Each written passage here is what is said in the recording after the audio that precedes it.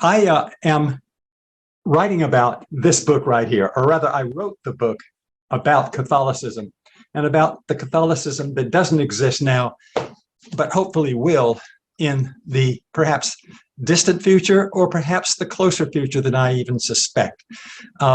This is the story about a woman who joins the Womanpriest movement, which is alive and well today in the United States and elsewhere. It's about a woman who rises to leadership of that organization. And from there, one step after another, ends by the year 2080 as the first female pope of the Catholic Church. That's the storyline. Now, there's a lot of theology packed into this book because a lot has to happen before this can happen. And as a matter of fact, this woman, her name is Macrina McGrath, will drag along her coattails all kinds of changes that the church needs to make. So this book is not just a story about a great woman, an indomitable personality, but about the way I hope the church will move, and really must move if it's not going to become defunct. And it's certainly gradually descending in that direction right now all over the West.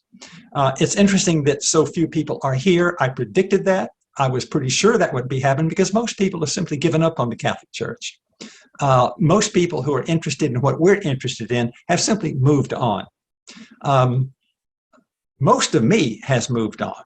I must say, I go to an Episcopal church now because it's far more advanced, it's far more liberal. It's made some of the great changes that the Catholic Church should have started making 60 years ago. But on the other hand, there's a great deal about the Catholic Church that I love, and I think we all love. The great example of the saints, heroic examples of the saints that we were brought up with, the magnificent music and art and architecture that it inspired, the retreats into silence when our spirits sag that we're encouraged to take, the stories about Jesus at Christmas and Easter, the prayers we learned as children, generous service to the poor and forgotten, and the sheer joy of all that drove us to dedicate our lives to it for a long time. So there's a great deal about the Catholic Church that is good and that is doing great work in the world today, particularly among the impoverished. Catholic missionaries are not out there to convert people much anymore. They're out there simply to serve the poor, just as Jesus did.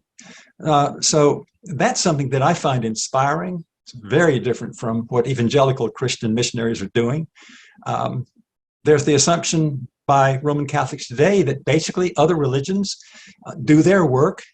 They're not the best religion, but they are functional and they also lead to salvation. So this is a kind of a new ecumenism that we find in the Catholic Church. There are good things happening in this church, so I don't want to give up on it. And that's why I wrote this book. Rather than just giving up on it, why not just talk about some of the changes that are basically about to happen in some instances, and others that probably won't in the imminent future, but need to happen. So that's what this book is about. It's not just a story. I think it's a dramatic story, incidentally, about this great woman, but it's a story about a future theology that we need to make, and that the kind of research that I've done and Wendy has done, and so many of us have done, needs to be introduced into the church and taken seriously, including reincarnation, incidentally. And other doctrines that are dear to us. So that's the background of why I wrote this book. I am extremely interested in the afterlife doctrine of the Catholic Church. I was raised in an environment of fear as a child, being taught by the Sisters of Mercy in Mobile, Alabama. We were considered a kind of a missionary territory. So all of my upbringing was through very conservative nuns who frightened us all with stories of hell and purgatory. Purgatory was nothing more than hell with an ending, with an eventual ending. And we had the doctrine drummed into us through fear. And I must say, it worked. I mean, it really got my attention. And it probably kept me chaste a lot longer than I would have otherwise. So there's something to be said about that. On the other hand, it's not true. And that's something that needs to be confronted honestly, and something better needs to be substituted. And I wrote quite a bit about purgatory and about hell as it should be understood, and as Wendy and I and some of you researchers understand these terms. How are they to be interpreted and understood? These are the afterlife theories and perspectives that need to be introduced to the Catholic Church. The Catholic Church says very little today about the afterlife. You almost never hear it talked on sermons. They're extremely, Catholic priests are embarrassed about their purgatory. I talked recently to a convert who said, purgatory, I never heard of it. You know, he didn't get any instruction on purgatory. I think purgatory is an extraordinarily important doctrine because understood correctly, it's completely consistent with what the spirits have been telling us through legitimate mediums for the last 100 and so, I don't know, 50 years or so. And so I want to talk about that. As a matter of fact, I want to read to you a passage that suggests what purgatory is like. Macrina does a lot of talking in this book. She gives sermons on certain topics, and she is a person who talks as Jesus did, very graphically, colorfully. She uses parables rather than abstract language for the most part. And this is the way she describes purgatory. She says, you might wonder what it looks like. What will be your first impression when you get there? As a child, I was told it was a fiery, sulfurous, hideous place. Does that sound familiar to you all? Okay. Mm-hmm. I prefer to think of it in this way. The sky overhead shines a vivid cloudless blue. By the way, this doesn't come from my unaided imagination. This comes from the language of spirits who have described their world. This is the astral world. Purgatory should be understood as we understand the astral world. If Catholics understood it that way, then they'd take seriously purgatory. Nowadays, they don't even believe in it anymore. They don't fear it. It doesn't motivate them in any way. But if they had this kind of purgatory, it would. By the way, purgatory is a terrible name. It ought to be thrown out, and something else ought to be introduced to take its place. I'm going to go on. We fly rapidly toward a vast city laid out below in checkerboard fashion. Parks of forest, meadow, and green alternate with houses. Brooks twist around the houses and through parks. Roads of paths separate each of the squares of the checkerboard. People walk along the roads undisturbed by cars and trucks. They walk on grassy boulevards as wide as football fields. People come and go, appear, disappear, fly, walk, or stand and talk. The atmosphere is unhurried and mostly serious. At the far end of the boulevard, about a mile away, and leading into the heart of the city, stand three immense, astonishingly tall buildings. The one on the left looms gray and windowless. The one on the right sparkles with a million colors, each distinct. The one in the middle, tallest and thinnest, stands spire-like as it transforms the color of the sky it reaches into. The blue is deeper, purer. Everywhere, trees stretch up high and flowery. Birds flit, their plumage as diverse as the colors of a patchwork quilt, their songs more beautiful than Earth's. And she goes on to say, for basically good people, purgatory is a welcoming place that points upward to a better world, what we call heaven. But the prize will not come cheap. There is work to be done, mental work, soul work. Purgatory is the place where we correct our flawed character, the place where good but imperfect men and women go when they die.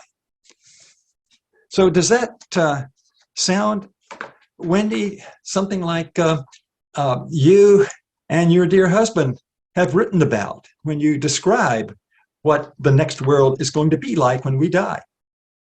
Absolutely. It's very much the third level of the astral plane. Exactly so. Right. The third level of the astral. And that's what Catholicism needs to introduce into its theology, a better theology of the afterlife. What happens to selfish people who are not so good? People who make a habit of going about, of getting the most out of others and giving the least possible in return. Where do they go when they die? Picture a dull, decaying city in America's Rust Belt with its abandoned steel mills, the streets of barren fields and run-down houses. Picture its residents, spiritually dim, morally sloppy, mentally undeveloped. They have a long way to go before they reach the heights they were created for. They are in purgatory's basement. Now, suppose that children were introduced to this kind of an afterlife in Catholic schools as sixth graders. How different they would feel about their religion and about the life to come. Picture halls and schools where study is encouraged and where teachers tell of more beautiful regions above. Over time, these spirits gradually wake up and acknowledge the evil they did on earth. Hard as it is, they repent. They learn new habits. They learn that selfless service brings self-respect and earns them love. Maybe they begin by helping others build their spirit homes, or greet newcomers like themselves when they come over, or tend their new world's many flower gardens. There are millions of ways to serve, to practice love. They'll be guided toward the work that is good for them. I want to stress that purgatory is not a place of punishment, but rehabilitation. Keep in mind that this is one of her sermons. Without rehabilitation, we would turn away from heaven's light, just as thugs and criminals avoid earth's churches. With it, we can begin to climb towards God's luminous presence. Purgatory is a school, easy and pleasant for some, difficult and painful for others, but necessary for almost all of us. Let me stop right there. You can see how challenging this would be to a typical Catholic reader who really doesn't give much attention to the afterlife, just assumes that all will be well. My friend Michael Tim talks of a humdrum heaven. And it seems to me that Catholics really don't have a very attractive notion of what's going to happen when they die. It's very vague. They think all will be well. Some talk about a beatific vision. Some talk about eternal rest. But it really is, it lacks imaginative vigor and color. Let me stop for a minute and ask if there are any questions or comments that any of you want to make. If not, I'll go in and describe hell. But let me just pause a little longer. With Stafford, I think that there is, I'm not Catholic, but I've come to believe that there is purgatory where, when you cross over, you have to give account for how you managed what your stewardship in this existence. And that's good and bad, and you see the things that you have done. Exactly, yes. I think that you experience the pain that you have caused to others. And that, for me, is hell. I totally agree with you. That is hell. Because I think I've got to look in the mirror and I can't take away my eyes. I have got to say, that's what Hyacinth did. Hyacinth, I could not agree more. You've got it exactly. And that is what we mean by purgatory. It has a purgative element to it. It will be difficult to confront. It will be embarrassing. When we look at the things that we've done, that we basically shut out from our memory. It all comes storming out of the unconscious, and there it is. And we're starkly put up against it. That will not be pleasant. But that is what we have to undergo if we're going to make spiritual progress after our death. So that's what I mean by the astral plane and by purgatory. And Catholics really need to adopt something like this into their imagination to take it seriously again. This is going to be an ongoing process listening to you, because I have been trying to rehabilitate myself and to heal myself from being raised as a Catholic. Yeah.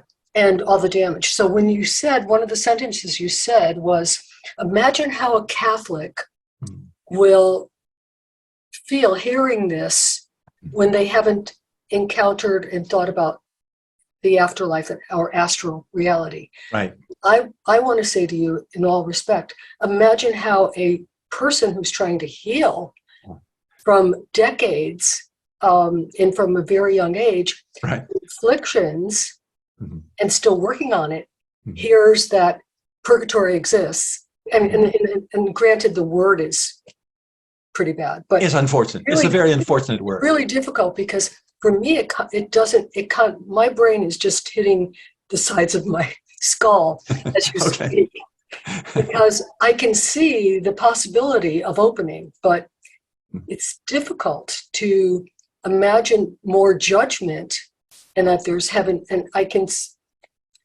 you know what I'm trying to I do. But I want you to understand that according to the perspectives that we get from our spirit friends, there is no divine judgment. There's no God that is sitting on a throne judging you. Precisely. It is you that judges yourself. You confront yourself and you say, honestly, I hadn't really thought of it that way. Wow, I'd really like to meet this person and apologize, and there will be people coming to you, apologizing to you for the way they screwed you over. It's that kind of a place. You confront reality. At some place, at some point in the next world, you confront reality. And it's from that point on that you grow and you find a greater happiness quickly. There's nothing that makes a person so happy as simply confronting, my gosh, now I understand. Now I get it. And that's the purgative experience, as I see it in the astral plane at the third level. So I hope that you don't see this as a terribly negative experience. It may initially be negative, but it begins to open up and you release all of this feeling of guilt. You deal with all the crud inside of you, and then you move on from there. So I was raised Catholic as well, and when I was quite young was taught catechism.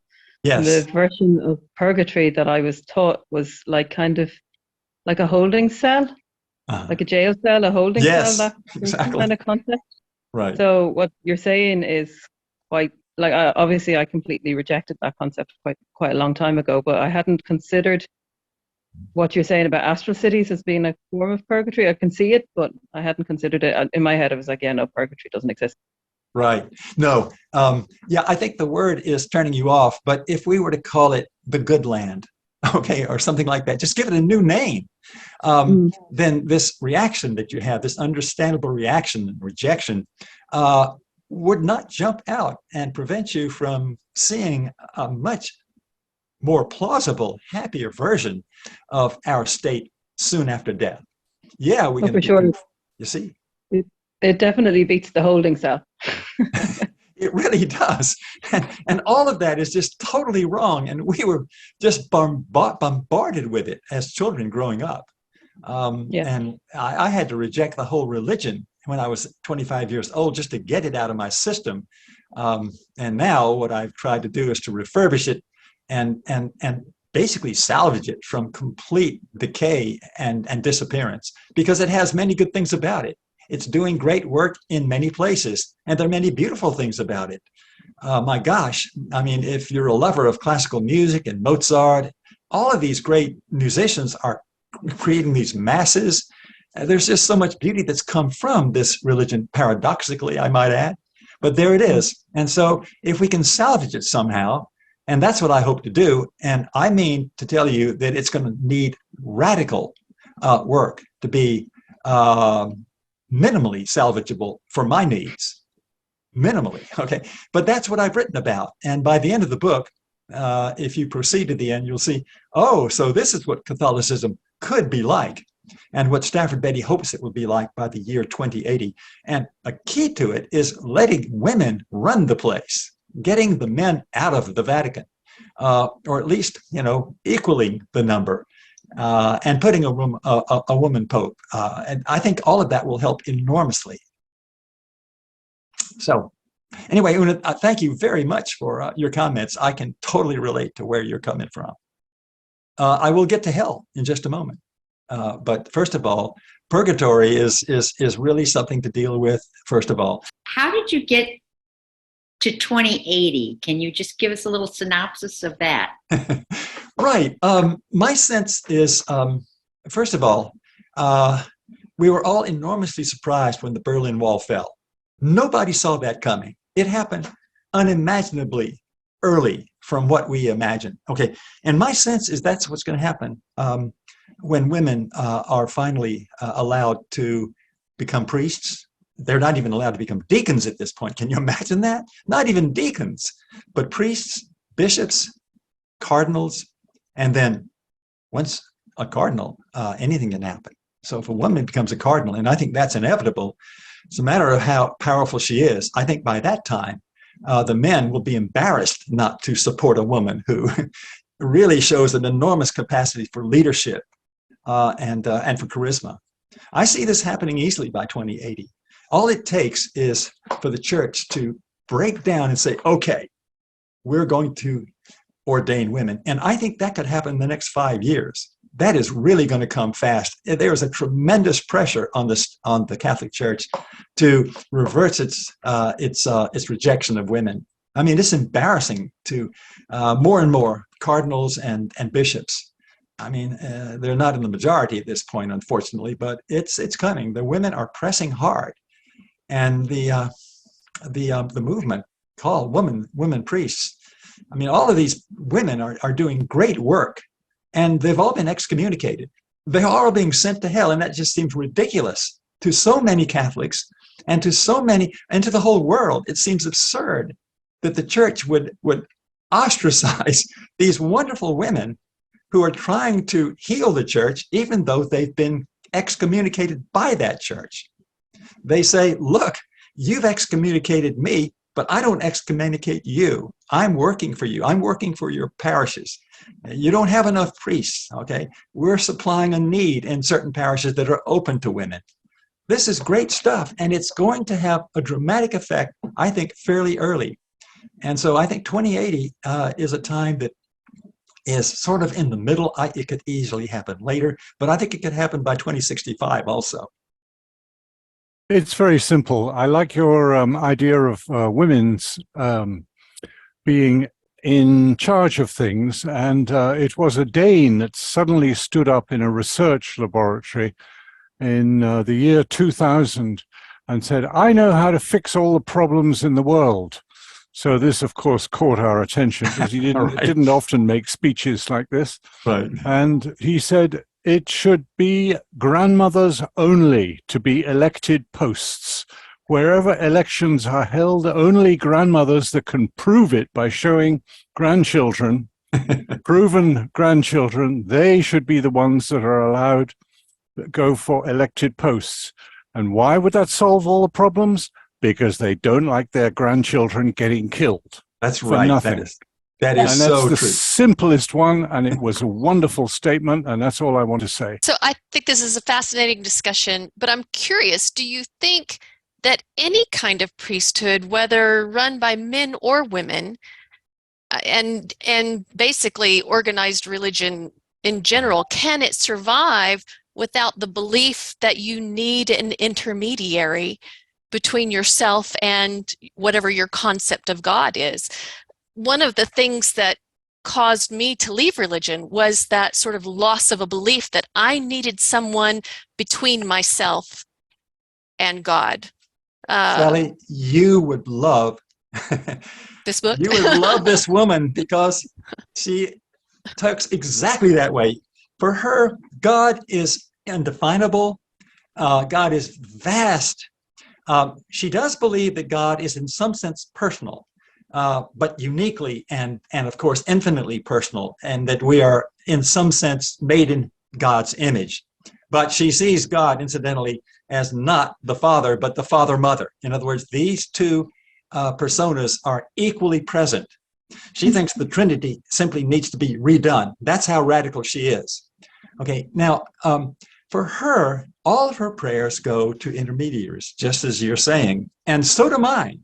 They're the ones who care for us as individuals, because they're individuals, and they are spiritual beings who have our backs, as we say these days. I have one, I don't want to get into prayer, there's no need for it, but I do have spirits whom I name and ask for help. I don't know that they give help, but I do know one thing, I want them to, and I trust that they might. And so my prayers go there for help, for myself, for my loved ones, for the world. I don't bother God with these kinds of issues. I don't think that God is in the business of dealing with our individual needs. God's in the business of running a trillion galaxies. Okay, I mean, it's true that when Jesus lived, God was very small. The world was very small. The universe was just packed around the Mediterranean Sea. And so it was easy to think that Jesus might in some way be God because God was so small. Now we know that God is immense, that the creator of the universe is simply vastly beyond anything that we can even imagine, being personally interested in our little dilemmas. I don't know if I fully believe all the same things you just stated. I certainly, definitely believe in great teachers, you know, so I see people like the man we call Jesus and, you know, Buddha and all of these other people as teachers, but I do too. I don't think they told us that we need them in order, I mean, other than to learn from them, that we need them in order to progress. Macrina is right with you, believe me. Okay. She honors not only Jesus, but the Buddha as well. I'm glad you brought them both up because she's extremely broad in her understanding of how religion works.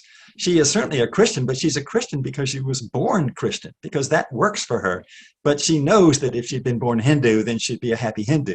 And so as a leader, she sees herself as a teacher, not so much an intermediary. You mean she herself, Macrina does? Yes. Oh, absolutely. No, she's totally a teacher. She's not an intermediary. The only intermediary that she takes seriously would be spiritual beings who are on the other side. Okay. There are plenty of living teachers, but they're not intermediaries. I understand now. As you begin to think about things, Mary is not the mother of God, as the Ave puts it. Mother is the Mary of Jesus, is the mother of Jesus. And she was probably a very simple woman. And so basically she's been virtually divinized, which is what Jesus has been done. They've been divinized by their followers. And this is something that happens in the history of many religions. Divinization is common.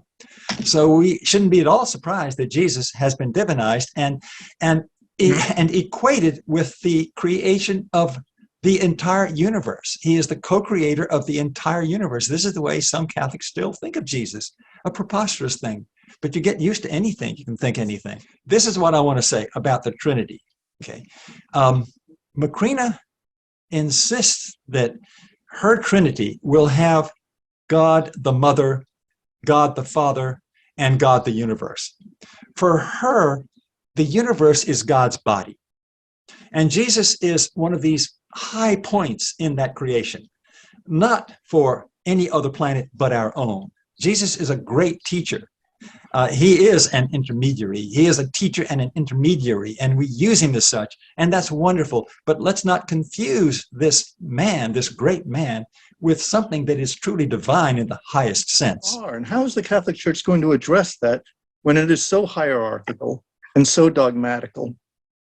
It's going to address it, I think, because it won't survive without making these kinds of changes. When you look at statistics, you discover that 1/3 of the Catholic population, I forget how to put this, but there are half as many ex-Catholics as there are Catholics in the United States today.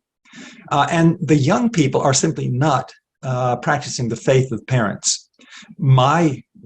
I have 5 children, and one of them is, and the other 4 are not. And none of their friends are practicing Catholics. That's because they've been well educated. They've been taught to think for themselves. They don't like hierarchies. They don't like dogma. And the Catholic Church is simply losing its youth. And they have to confront this. And I think that that's what's going to bring them around, just sheer desperation.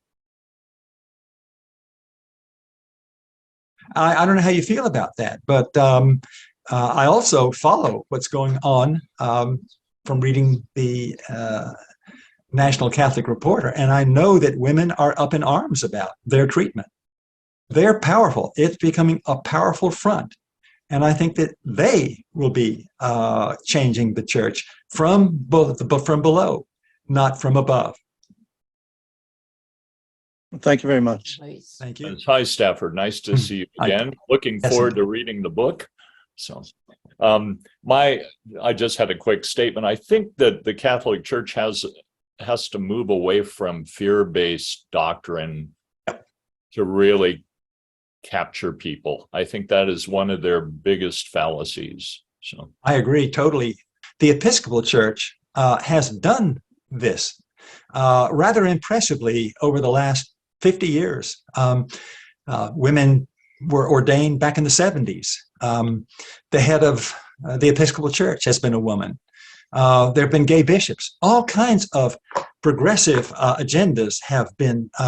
I don't know. I think the Episcopalians and Anglicans have done a pretty good job of moving ahead in the way that Catholics have not. So, and these are the changes that Macrina wants to work in her pontificate. And as she moves ahead toward that eventual goal, she creates tremendous enthusiasm for the changes that she'll represent and begin to put into effect once she's become the Pope.